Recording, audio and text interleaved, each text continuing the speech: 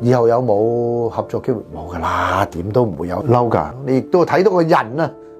係點啦，佢有個 icon 噶嘛，鸚鵡咁噴咗汁嘢喺個頭殼頂嗰度噶嘛，咁啊李龍基啦。前 TVB 男星歐錦棠近年專注發展幕後製作同個人頻道，佢嘅網台節目乜乜糖水鋪亦都吸引咗唔少網民嘅支持。近日歐錦棠就喺節目中點名永不錄用嘅演員，其中一位係最近頻頻見報嘅李龍基。歐錦棠直指李龍基出爾反爾，毫無道義。事源喺疫情期間，大部分藝人都冇公開，而歐錦棠就籌備緊劇集《打天下》，當時佢盛情邀請李龍基演出，而李龍基亦都滿心歡喜，口頭應承，雙方已經傾好價錢同埋檔期，淨係爭最尾一步簽約落實。出於對李龍基嘅信任，歐錦棠直接將角色劇本交俾佢做準備，更加提前 book 好演出場地。但點都估唔到，對方最尾竟然出爾反爾。歐錦棠續言，疫情結束通關之後，劇組如期開展拍攝，但李龍基就表示有工作在身未能趕到，於是歐錦棠積極配合檔期，選擇先跳過李龍基角色嘅戲份。點知幾日之後，李龍基竟然直接同佢講要返內地登台唱歌，拒絕參與拍攝。雖然件事已經事隔多年，但歐錦棠講起都仲係成肚火。